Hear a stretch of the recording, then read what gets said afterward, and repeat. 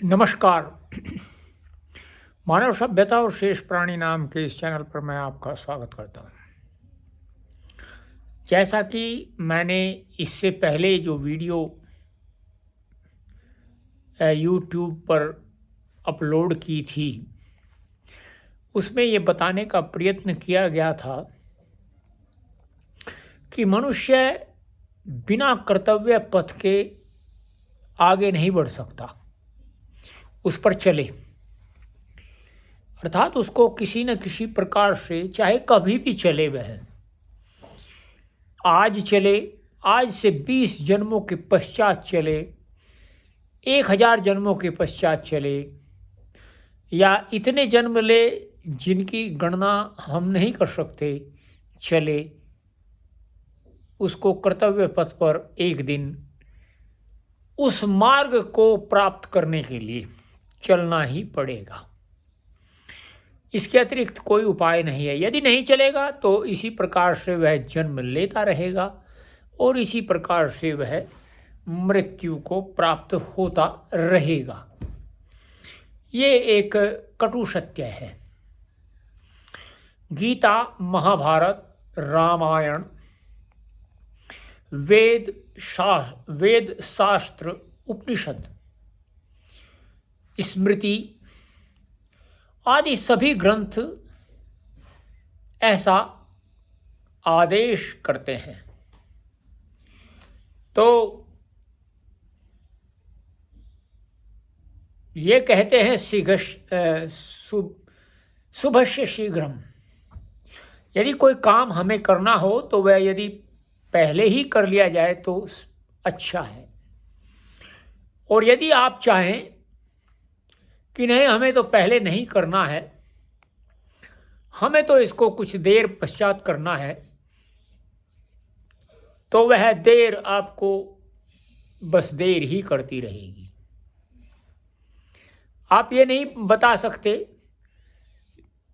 कि अच्छे कर्म आप कब करेंगे, क्योंकि कर्म का करना मनुष्य का धर्म होता है और शुभ कर्मों का करना तो वह आत्मा का ही धर्म होता है। जैसे मैंने बताया था आपको पहले, एक जो है मंत्र, असुरिया नाम ते लोकांधेन तमसा वृत्ता तास्ते प्रेत्याभिगच्छन्ति ये के चात्महनो जना। उसमें ये बताया गया है कि जो आत्मा का हनन है, आत्मा का हनन जो है वो आत्मा से विपरीत, जब मनुष्य कोई कार्य करता है, किसी भी प्रकार का कर्म करता है, तो वह आत्मा का ही हनन है। आत्मा का और आत्मा के अनुकूल, जो आत्मा का धर्म है उसके अनुकूल कोई कार्य करता है तो वह जो है आत्मा का विकास है। तो ये सब वैसे मनुष्य नहीं जानते कि किसी से पूछिए, आप कभी पूछिए कि जो आत्मा का हनन है वह क्या है, कोई नहीं बताएगा आपको। आप ये कहिए कि आत्मा का विकास क्या है, तो उसके विषय में भी आपको कोई कुछ नहीं बताएगा। क्यों नहीं बताएगा? आपको मैं एक दो उदाहरण उसका देता हूँ। बहुत पहले की बात है, एक जो है जो दूरदर्शन है उसके ऊपर एक जो है धारावाहिक प्रसारित होता था, अकबर महान।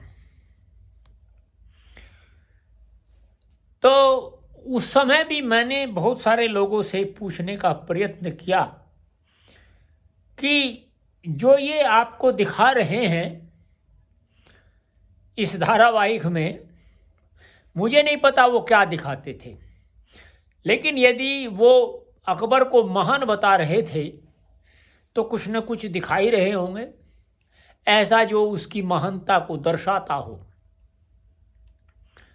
तो आप यदि अकबर महान था तो महाराणा प्रताप क्या था? मैं बहुत बार पूछा, ये लोगों ने कुछ नहीं बताया। चलिए, उसके बाद में मेरा एक बार वार्ता हुई पंजाब के एक क्षेत्र में। एक स्त्री थी, वो अध्यापिका कहती थी, वो कहते थे हम बच्चों को पढ़ाते हैं, तो अध्यापिका ही थी। तो वो मुझे बोली कि मैं सभी धर्मों का पालन करती हूँ। तो मैं थोड़ा आश्चर्य से भर गया उसकी इस बात को सुन करके। मैंने कहा,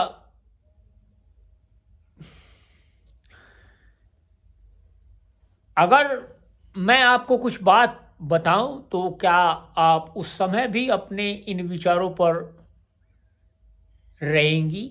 तो उसने कहा कि हाँ, मैं तो सदैव सभी विचारों का आदर करती हूँ। तो मैंने उससे पूछा, मैंने कहा ये बताइए, गुरु गोविंद सिंह के जो पुत्र थे वो दीवार में चिनवा दिए गए, तो जिन्होंने वो चिनवाए या जिन्होंने अपने धर्म को सत्यापित करने के लिए इस प्रकार के कुकृत्य किए, क्या आप उसको मानती हैं? उसने मुझे कोई उत्तर नहीं दिया। चलिए, अब हमने भी कुछ नहीं कहा, लेकिन मैं ये सोचता रहा कि देखिए ये किस प्रकार की विडंबना है। एक मनुष्य वह यह कहता है कि हम धर्म को मानते हैं और सभी को मानते हैं। वैसे धर्म एक ही होता है, बहुत सारे धर्म नहीं होते। जैसे लोग आजकल बनाते हैं ना, वो धर्म नहीं होते हैं।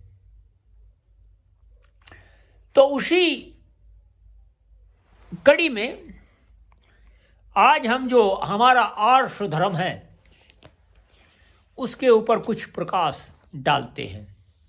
क्या वास्तव में आर्ष धर्म ही है, वह जानते हैं। हिंदू धर्म का प्रकृत नाम आर्ष धर्म है। अब आर्ष धर्म क्यों है?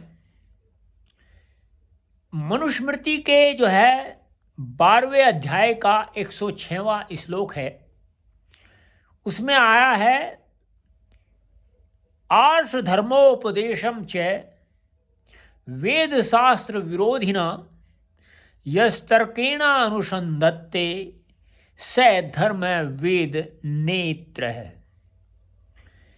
इसका अभिप्राय ये है कि जो आर्ष धर्म है या जो लोग आर्ष जिसको धर्म कहते हैं, वह पहले तो वेद शास्त्र का विरोधी नहीं होना चाहिए। दूसरा ये है कि जो तर्क से जिसके ऊपर अनुसंधान किया जाए वह धर्म है, दूसरा कोई धर्म नहीं है। अब यदि हम कहें कि बहुत सारे धर्म हैं, तो हमारे सामने ये धर्म संकट होगा कि हम अपने शास्त्रों की मर्यादाओं का उल्लंघन कर रहे हैं। हम अपने शास्त्रों को जानते ही नहीं हैं। चलिए, एक तो मैंने आपको ये उदाहरण दिया, अब आपको एक दूसरा और दृष्टांत देता हूं। एक व्यक्ति ने मुझे कहा कि मैं ध्यान करता हूं। तो मैंने कहा ठीक है, करिए। तो उसने कहा कि मैं प्रातः काल में इतने बजे उठता हूं और इतने बजे से इतने बजे तक मैं ध्यान करता हूं। मैंने कहा जी करिए, बड़ी अच्छी बात है, हम तो मना नहीं करते आपको, किंतु हमारे मन में एक जिज्ञासा है, और वह जिज्ञासा ये है कि आप जो ध्यान करते हैं उसका आपने अधिकार प्राप्त किया है ध्यान करने का अथवा नहीं। उसने कहा वो क्या होता है? वह क्या होता है। मैंने कहा देखो जी, ये ध्यान करते हैं लेकिन ये इनको ये नहीं पता है कि मनुष्य ध्यान का अधिकारी कब होता है। चलिए, उसके पश्चात मैंने उसको कुछ ऐसी बातें पूछी। मैंने कहा आप एक बात बताइए, यदि कोई भूमि मरु हो, अर्थात जिसमें कुछ न उगता हो, और यदि हम उसको उगाना चाहें तो हमें क्या करना होगा। उसने कहा कि हमें अच्छी प्रकार से उसका जो है उसको बहाना होगा, जोतना होगा, और जोत करके हम उसमें जो भी कुछ खरपतवार या इस तरह की जो भी जो फसलों को बाधक होते हैं उनसे छुटकारा पाना होगा, और उसको समय पर यदि उसको खाद की आवश्यकता है तो खाद देना चाहिए, और इस प्रकार से तब वह जा कर के उपजाऊ हो जाएगी। मैंने कहा ये शरीर भी उसी मरुभूमि की भांति है।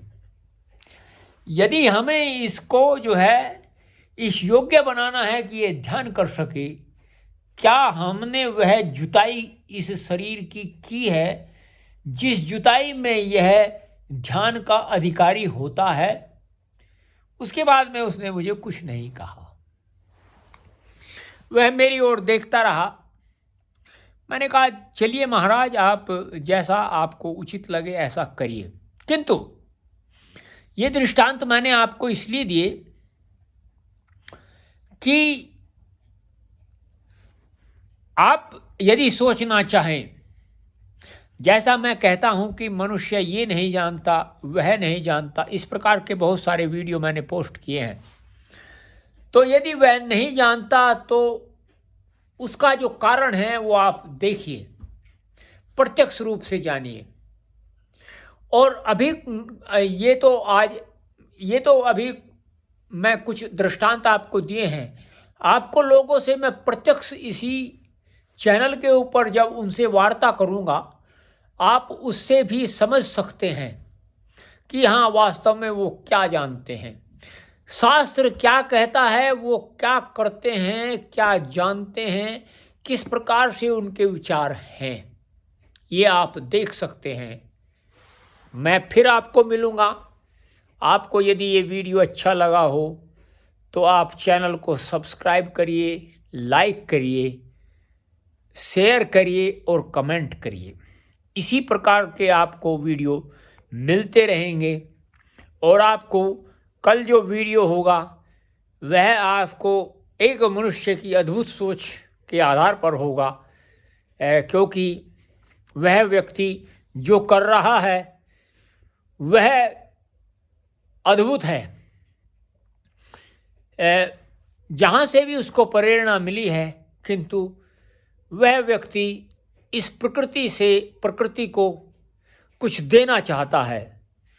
प्रकृति उसके बदले में उसको क्या देगी या परमात्मा उसको क्या फल देगा, ये तो मैं नहीं जानता, किंतु उस व्यक्ति ने जो सोचा है वह अत्यंत ही इस धराधाम के लिए उत्तम है। चाहे धराधाम का वह कोई भी भाग क्यों ना हो, यदि वहाँ अच्छा है तो वह अच्छा ही है। तो फिर मिलेंगे आपसे। नमस्ते।